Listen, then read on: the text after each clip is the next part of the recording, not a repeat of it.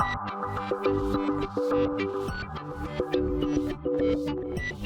and welcome to my PlayHouse. And today we have a big package on the table thing. I made that. Quite a few videos ago I was messing around with my UPS uninterrupted power supply in the data center because it had stopped working after 4 years of use with the battery pack that I had put in there. The batteries had stopped to work, and yeah, it was kind of a horror story because those batteries in there had become really hot. So I took them out and I kind of decided that after ruining like 40 batteries in that UPS system, enough is enough. I need a new UPS.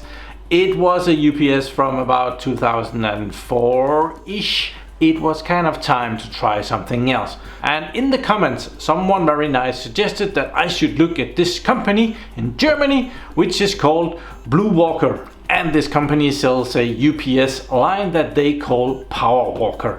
And yeah, it was suggested that I should look at these because they were really well priced. And I looked them up at my local hardware pusher, and yes, they were very affordable for what you got spec wise.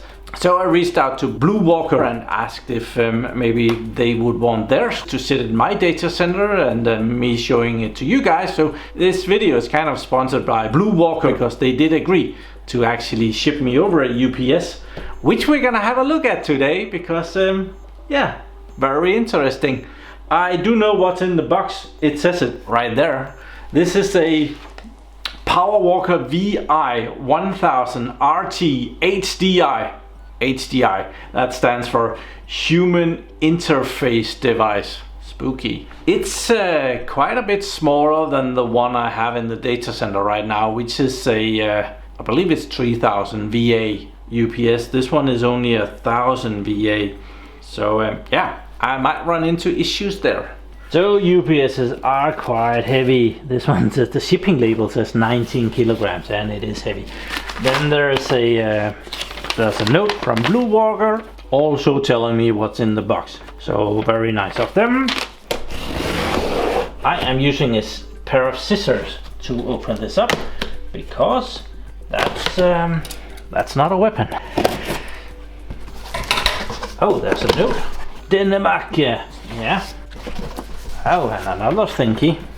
How to connect internal battery after receiving UPS.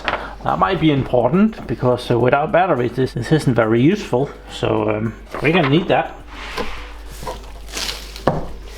What else do we have here? Yeah, we have some feet for it. This UPS can also stand up. I made sure to get a rack mountable one because I'm of course gonna be mounting it in the data center. What do we have here? We have some cable stuff. Different power cables to connect your equipment. And a power connector to connect the UPS. A metal bracket thing. Oh, that's the ears for rack mounting. And then it comes with a tiny little connector. Not sure what that does yet. We're gonna figure that out, I'm sure, if it's needed. And there's a USB cable here. Same thing as you use for a printer. I'm gonna put those feet down here as well. Together with the power cables. And there's another. It seems like these feet come together like this and form a single feet, but it's in two parts. Then we have some software and the manual here. CD. It's been a while. I think it has gotten bended. Well, we'll figure that out.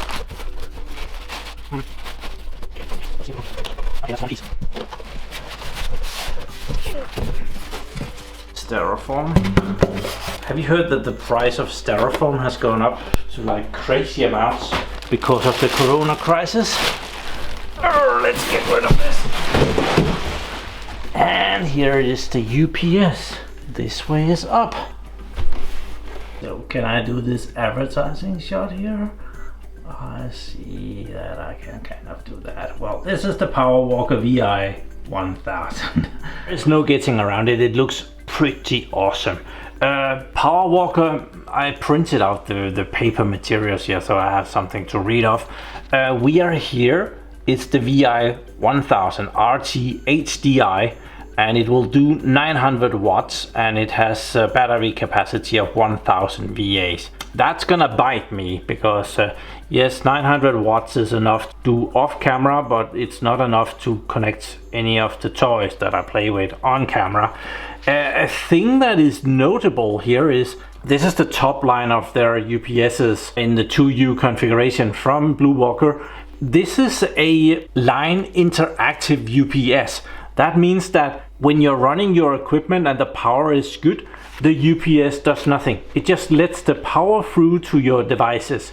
If the power becomes bad in any way, the UPS has the ability, let's say the voltage becomes too low. We have 230 volts here. Let's say suddenly you're only seeing like 180 volts here. I don't know if it goes down that far, but let's say that it does.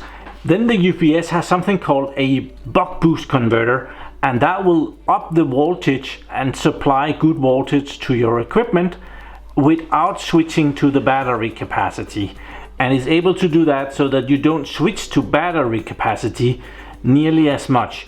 Here in Denmark we have an unbelievable stable power supply, so the last UPS I ran for 4 years and it was only in use once. But if you're in countries where the voltage might vary, well, this is very handy because as soon as you switch to batteries, you only have some amount of battery life. And the less you need to use the batteries, the more battery life, and well, they just last longer if you don't drain them and charge them and drain them and charge them. So that's a really cool feature. There's other ways of doing UPSs. There's offline UPS, kind of works the same way, where your UPS will supply the equipment with the grid power, and only if the grid power fails or becomes bad, it will switch to battery power. That's called offline UPS, and that will use the batteries way more. Then there is online UPS. There the equipment never sees grid power. You get grid power in, the UPS converts it down to DC and put it across the batteries and convert it up to AC again and deliver it to the equipment out in the other end. That UPS system will supply the best quality of power to your equipment, but it comes at a cost because first you're converting from AC to DC and around the batteries, and then you're converting from DC to AC, and in both of those conversions you lose power. And that is all the time, also when the grid power is just perfectly fine. With this line interactive UPS system, as long as you're running on grid power, you're not losing anything. I would expect that when the buck boost converter is active, there will be losses, and when it's running off of battery, there will be losses too. They say here in the documentation that the UPS will take in from 0 to 300 volt AC. That means that the power can be really bad and the UPS will still be able to supply power out the other end. I hope that's how you read it. Other selling points is that this is a pure sine wave inverter, and it has a power factor of 0.9. It has a rotatable LCD display. Oh, yeah, okay. So if you want to sit it up on its end, you can do that. So check, rotatable. We're going to be using it in this orientation. Hot swappable battery set, and the part that I've already been talking way too much about is the line interactive, and the model is suitable for 19-inch rack. Let's have a look around the back. Yeah, we have to mount the rack ears on it. There's rails available for this as well. I didn't get those. So here we have the back. We have different power outputs here. See that this is LS1 and this is LS2, and that says 250 volt 10 amps. That's the maximum. I don't know, the UPS says it's only able to supply 900 watts. Not sure what the 10 amps is about. It's probably the cable rating that you have to use. Then we have the power in over here. that is 220 volts, 240 volts, and we have a grounding pin here. I'll have to remember to put that in. I have my racks grounded out there because I kept getting electric shocks when I was using my racks, so I have grounded my rack cabinets in my data center. We have a lot of extra connections here. Network in and network out. It says network/telephone protection. It has a plastic cover where you can get an additional interface that you pop in here. There's a couple available. Not sure exactly what you can do with them, but I did check out and they were rather expensive. Then there's a serial connection and a USB port, and then there's this EPO, which we have a connector that went into. We also need to figure out how to connect the battery, which is inside, and that looks like we have to take the front cover off. So this is where this comes in handy. You have to remove 3 screws, and one of them is behind the display, and at that point you can take the cover off and connect the battery in there. Screwdriver has magically appeared, so let's get those out of there. Yeah, it's not gonna fall off by itself. And there's 2 right there. So that's it. And the cover is loose now. Yeah, that's way better. I actually want to see the battery pack. I believe this connection is for connecting an additional battery pack. So if you have a battery pack for the UPS, you can connect it beneath or on top. I don't know. Well, there are some cutouts here that you can remove, and you can have the battery pack on top of the UPS or below the UPS, and you will connect it with this cable here, and you will have additional runtime of your UPS. So let's see that one. Now those are the 2 that we need to connect together, and then the battery will be connected. But how do we get this out? I think there's 2 screws there that we might just try. It's only 12-volt batteries in here, so there is no real danger, and there is not that many of them. Yes, I see movement. We need to keep those screws somewhere where we can see them. Okay.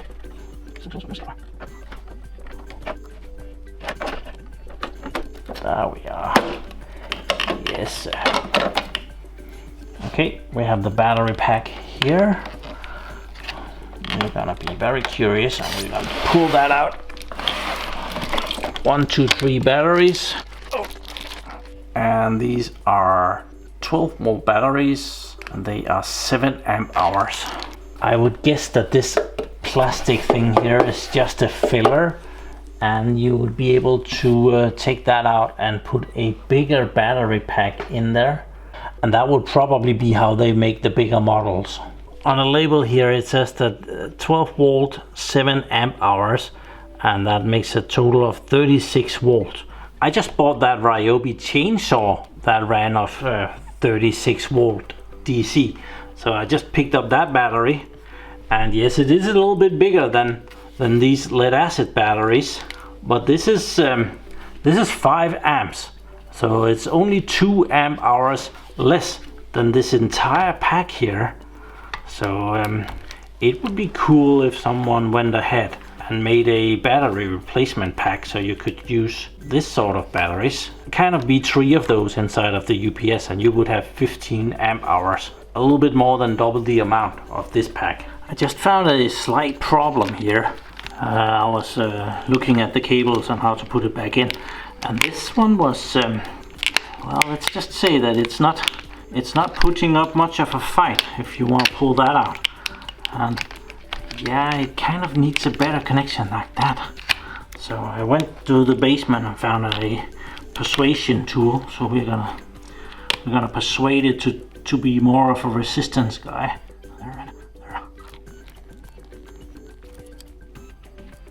There, I'm sure it's gonna be very tough to get on now. I hope that was the point.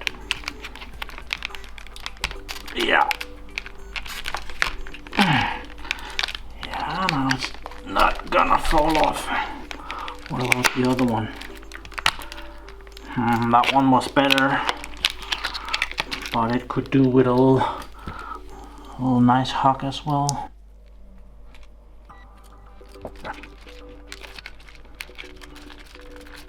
Yeah. Now they're not gonna fall off. Unfortunately, there is also connections in here, and they are way harder to get to. So I'm just gonna make as if I didn't see those. So let's pop this back in.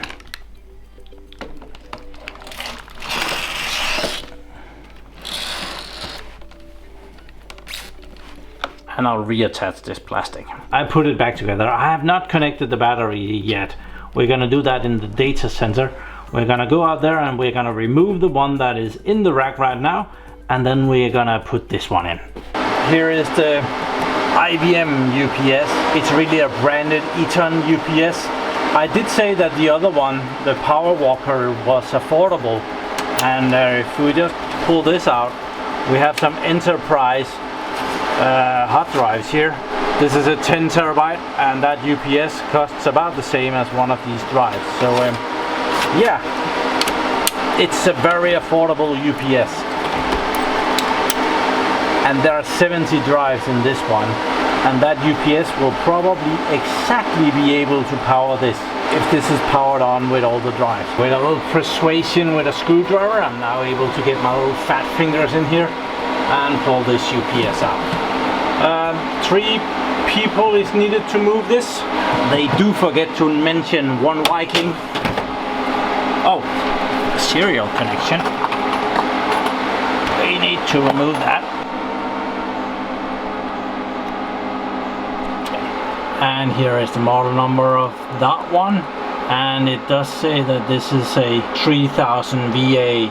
It can pull 2700 watts. We're getting 1/3 of that. Move this to the next. Oh, how did that pop off? One should think that Dave Jones has been by here. Don't turn it on, take it apart. Let's see what we have. So of course we have the batteries over here, and we have all the plastic that the battery sits in. I thought that the batteries went all the way to the back. They don't. There is actually a good gap here from the back of the box, and also the plastic is, oh, there. It's not a lot. There is like a little bit here, so a bigger battery pack could go in there. Then we have the circuit board. Looks very well made. The UPS is produced in China. I'm not sure who produces it, but I do think that this is a branded UPS. Underneath here there is a fan, 80mm fan. This is taped on there, so it's not that easy to get off, and that blows air this way. And there is 2 heat sinks here. Kind of see the fan in there. Yeah, and over here they have kind of made a little house. Heat sink on this side and a heat sink on that side, and the fan blows air through those 2 heat sinks and down to this big transformer down there, which is probably part of the buck boost power converter. I see that the power outputs here comes over here, and they have a common blue wire, and then they have each a brown wire, so they are separated in some way. Over here, those 2 connections here, there is nothing attached to those. I wonder very much why that is. There are these 2 connections here, and they have a little circuit board there, but there is no wires coming to or forth it, so it's just a tiny little PCB that sits there with some diodes on it. I have never seen that before. I am surprised that I'm not seeing any fuses here.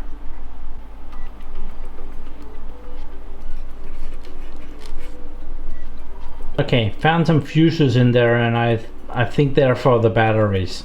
So, okay, fuses found. Okay, I had to cheat. Those 2 network ports or modem ports, they are here, they're number 2, and it says that they're modem network surge protection. So they have nothing to do with the operation of the UPS here. You can just put a connection through here, and it's protected against surge. Jones has left the building. and he, the lazy Aussie bastard, left me with all the screwing. We do have a little bit of extra screwing because we need to mount these rack ears as well now that it is going in the rack. So 2 rack ears. It looks like they each have 4 screws. So that adds up. And for this job you need to be a rocket scientist because you can put it here or you can put it here. I think we're gonna put it there. So yeah, only rocket scientists will be able to figure that out. I'm sorry, that's just how it is. It's not as if I'm making up the rules or anything. There is also a right and a left, I believe. Left. We are putting this one on the right. I think that's right. I'm just gonna pop this serial connection in. It's easier when we are there. This one is very deep, and I think this one is deeper as this one. Well, it is. So it's gonna be pretty difficult to get those in there. I'm hoping to use the USB cable. We have this serial connection. So we're just gonna pop that in. I'm lucky. Last time I messed with this, I put in some rails that it's sitting on, so it's not actually sitting. What is it doing in there? Okay, so it has to go in exactly. There we are. It looks good. It's time to mount that battery in there or connect it. So I'm gonna unloosen these screws again. That's not the first time. Video work is exhausting. A lot of screwing around here. So we need to connect that one to that one. I think it's doable. And remember, it is only 36 volts. Let's see. Black to black, red to red. Connect. There. Anything? Nothing?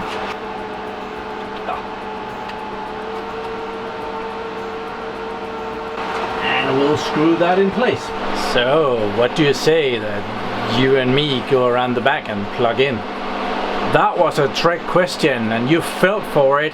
What kind of a relationship do you think we have? I'm gonna go power this on.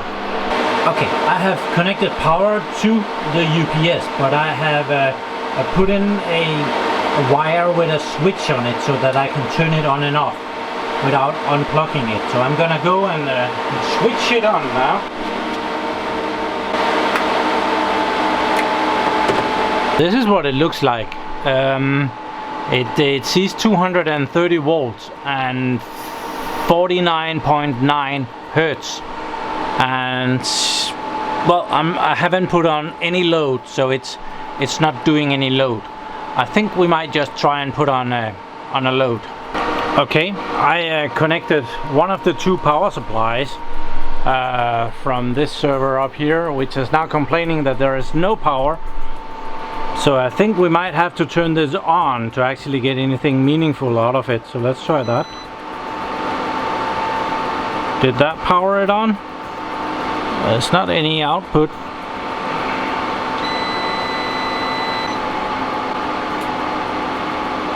Okay, I think we're testing. Okay.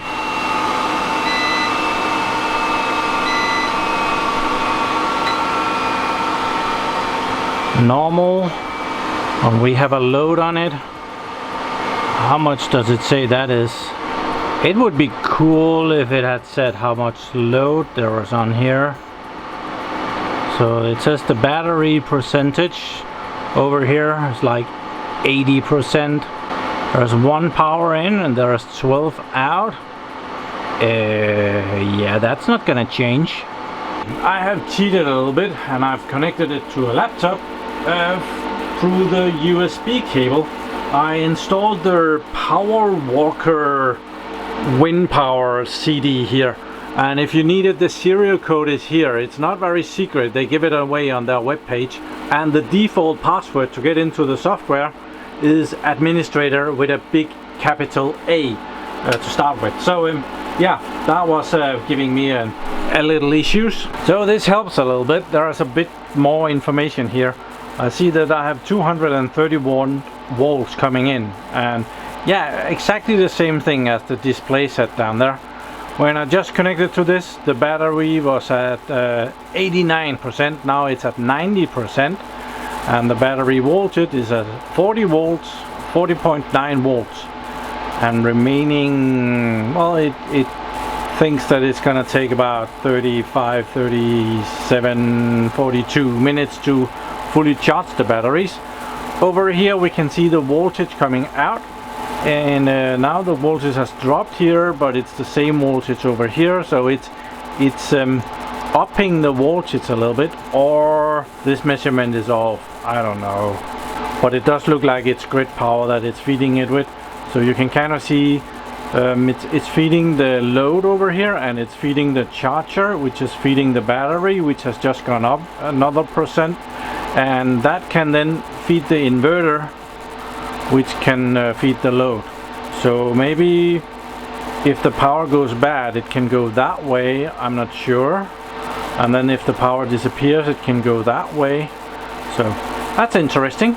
Over here we can see that we are loading it with 19-20%, and that is about 200 watts. There is a bunch of settings that you can do over here. Have it control some V motion in ESXi. You can set up SNMP, WAN, LAN, and the laptop just sees itself. The UPS is not connected to anything smart in that regard. I have played a little bit more with this, and I've put some more load on it. I now have my 24/7 server on it, and I have the Asus server on it, and I have my 48 port Ubiquiti switch. That is about it. Oh yeah, I had the awesome Lenovo X3650 Model 5. It's not on, it's just power. The server has two power supplies, so I've only connected one of the two power supplies to the UPS. That gives me some issues, because if the power goes, the other power supply is not going to be supplying power to the server, obviously, and therefore I can expect that they will use twice the amount of power if the power goes. So I will just emulate that by going around the back and disconnecting power to my 24/7 server and the Asus server. Going in!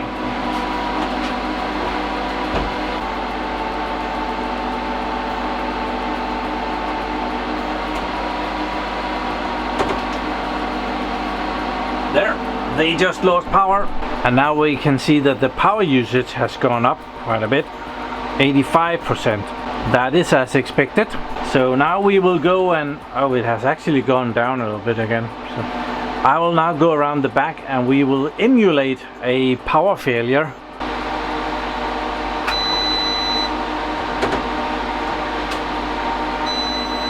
So now we are running on UPS power, and we get some error here.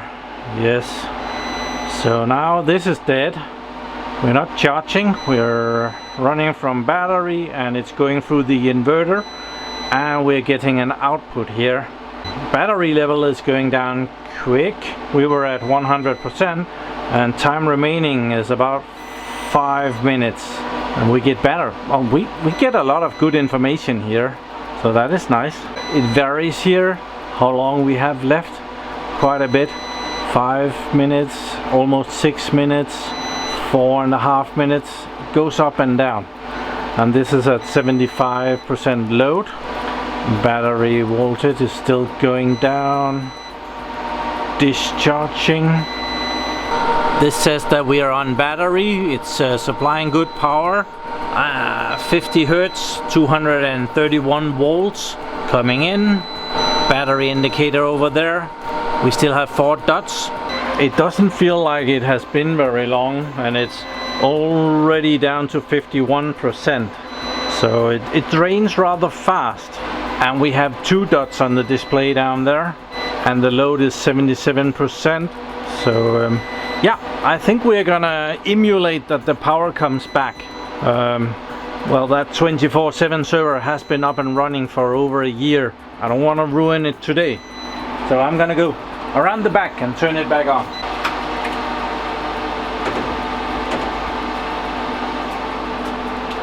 There.